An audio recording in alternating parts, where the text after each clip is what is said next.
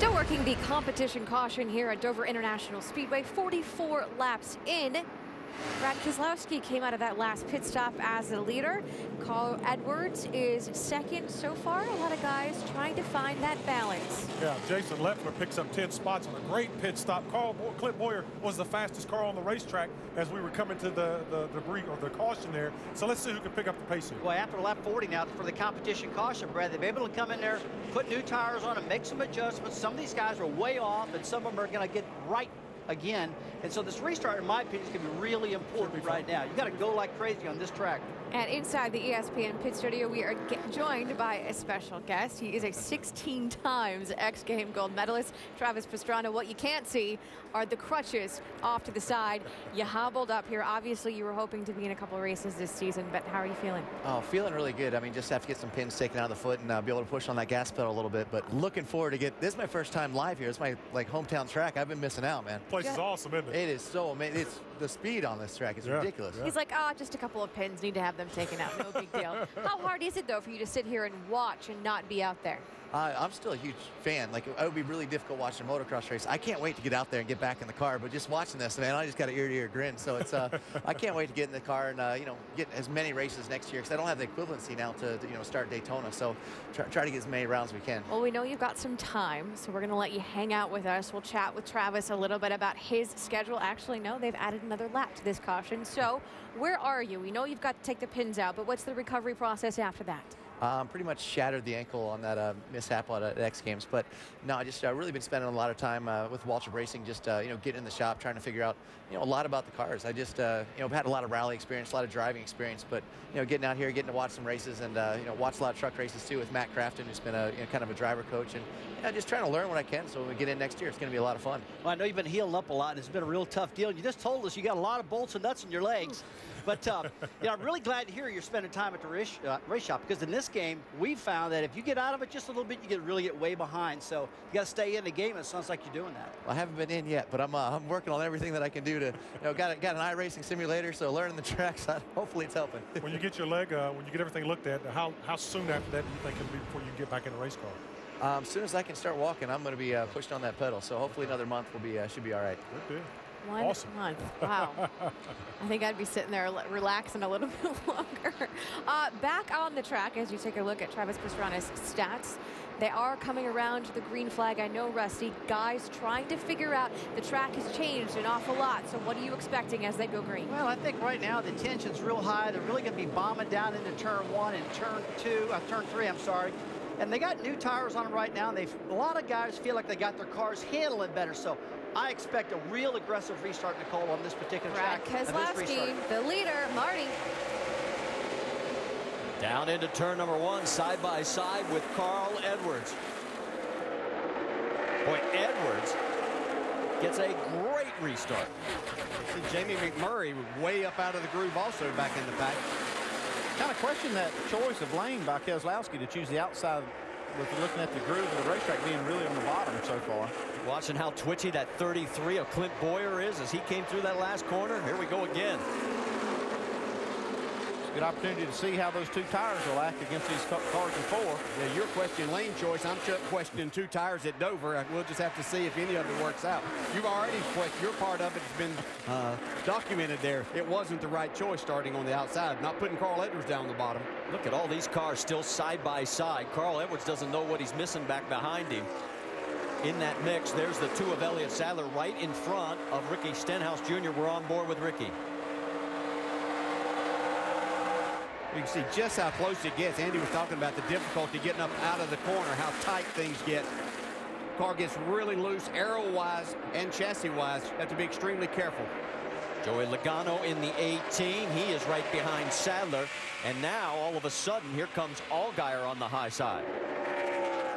And Reed Sorensen. And Sorensen knows what he has to do. Put a lot of distance between his 32 and the 6 of Stenhouse. Yeah, Stenhouse's car looks like it's extremely loose on fresh tires, low air pressure. Takes him just a while to get going, and he loses a lot of spots.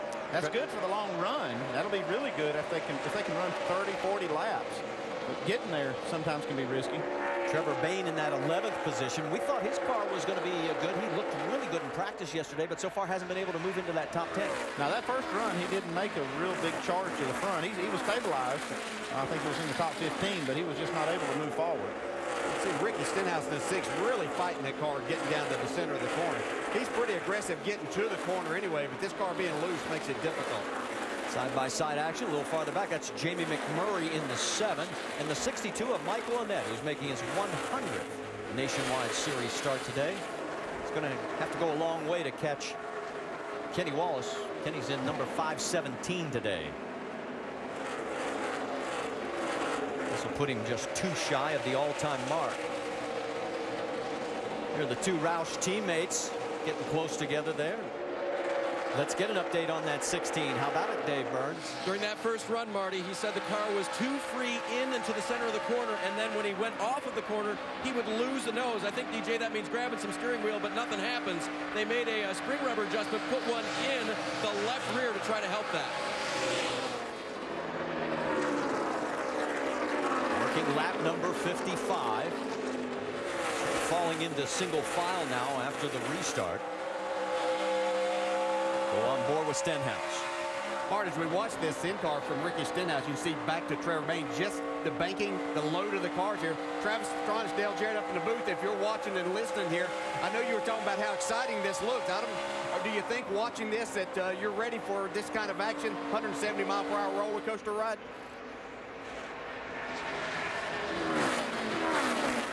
Super loose coming out of 4. It's just really, really exciting, man. But definitely looking forward to getting in there. It's scary sitting here not knowing what it's like, and just you kind of look at the details a little bit differently when you know you got a chance to get in that car soon. Yeah, I'll tell you for sure. All the years that I drove, and when I got up here in the booth, it looked a lot worse up here than what it does when you actually get in the car. I sure hope so. I'm usually seems to be the opposite. I'm like, sure, I can do that. I get in, I'm like in a monster truck or something flying upside down going, oh, man, this looked a lot easier on TV, so we'll see what happens. Casey Kane going underneath Turner Motorsports teammate Jason Leffler, and that is 4th position. So move Kane into 4th. Here comes the 20 of Ryan Truex as well. Well, once Casey Kane missed 38 in practice yesterday, most of the time he ran a little higher groove than what we saw anybody else. He stays up just a little bit, gets a nice run off the corner. That's a little higher than whatever he really wants to go, but he's still able to hold on to the spot.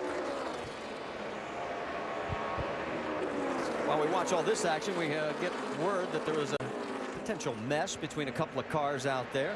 The 15 of Timmy Hill and the 51 of Jeremy Clements. Whoa! Wow, baby, that was close. Great save by You Clements. spin one out right there, you're going to tear it up bad. You're going to be in the garage fixing it for a while. Nowhere to go on this track when you spin out. There is your top 3. Carl Edwards has now led 44 laps. Behind him is Brad Keselowski, Clint Boyer running in 3rd, and they have pulled away from the group that is 4th and back, with Ryan Truex, Casey Kane rounding out as your top 5.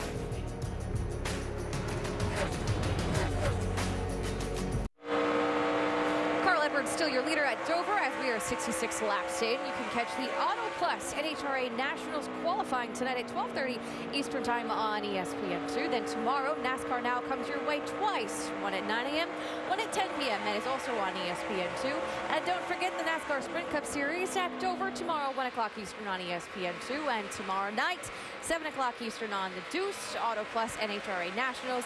And next Saturday at 3 o'clock Eastern on ESPN2, it's the NASCAR Nationwide Series at Kansas. Carl Edwards, your leader, being chased down by Clint Boyer. He's a little less than a second behind him. And inside the ESPN pit studio, a guy who would very much like to be in the car right now, but due to an injury at the X Games, is sitting out for a little bit. Travis Pastrana, we talked a little bit about you recovering and getting back in the car. We know you're on schedule and on pace for a Phoenix debut. Then what? Well, really looking forward to Phoenix. Boost is going to jump back in and sponsor the amount of races they were going to sponsor for this year. So really happy to have them, but just really looking for to get in as many cars as possible. I still got to get equivalency, basically get your licenses for the super speedways, and without being able to guarantee for all the events for next year. it's just difficult to know exactly what we can do, but I'm going to be racing as much as possible. And we should be clear on that. That's Phoenix next year. Travis, thank you very much for coming to hang out with us. Good luck recovering. Yeah, good luck. Thanks a lot, guys. Appreciate you having me on. You guys got an awesome view up here. Yes, sir. Back on the track, let's get caught up with what's happening. Marty Reed, yours, take away. All right, thank you, Nicole. Side-by-side action with the 7 of Jamie McMurray, the 11 of Brian Scott. That is for 13th position. You're wondering how our race leader is doing? Well, Carl Edwards has just passed the 1,500 lap lead mark for the year. 5th driver in the history of the series to rack up that many laps led. He is about 0.8 of a second ahead of Clint Boyer. Brad Keselowski is 3rd. Ryan Truex and Casey Kane round out your top 5. It looks like the setup on these 2 cars are a little different. Carl Edwards' car, he really takes off on the start, gets out front pretty good. And that 33 car has got a long run setup, so he can start reeling him in after they run 10 or 20 laps. But that 60 car, he's looking pretty good right now, Dave. He really is, Andy. And my conversation with crew chief Mike Beam this weekend, I asked Mike about winning here in May and what they do any differently here this weekend. He said one thing is we're going to take care of Carl. He's in the chase for the NASCAR Sprint Cup, and we can't let anything we do here affect that. To that end, they were a little less aggressive on their setup in the front end, a camber adjustment that would help that car turn. We wanted to talk about in Countdown today. So as far as not being aggressive goes, if they take care of that right front tire, they can keep him out of the wall and maybe not hurt his chances in the chance today. Dr. Punch? And Andy Peachy was exactly right. The 33 car, Clint Boyer, set up for a long run. After about 15 laps, Boyer becomes one of, if not the fastest cars on the racetrack. And they're telling Clint, hey, the guys up in front of you, the fast cars, are running on the bottom of the track. Try to keep that car down on the bottom in the corner. And right now, Clint just said, I'm starting to get a little free. I'm concerned about starting to get loose now in this run. Guys? Boyer's last of 8 nationwide wins came here in this same race back in 2009. Now, you're talking about Carl Edwards and that right front camber, heard Dave talking about. That is one of the most tempting adjustments that you can make here because it's worth speed. You put camber, negative camber, lean that tire in on the right front. It'll make speed around here, but you really do walk a tightrope on durability and over-stressing that right front tire and blowing it out. And they don't want to do that with Carl in the hunt for a Sprint Cup championship. Morgan Shepherd just goes 2 laps down. He's in 27th position.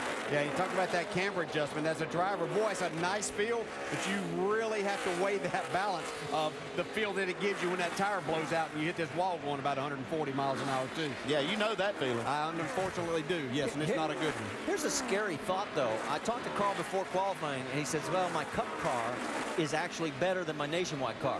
Well, his Nationwide car has just led 62 laps, and he's qualified for tomorrow's Cup race.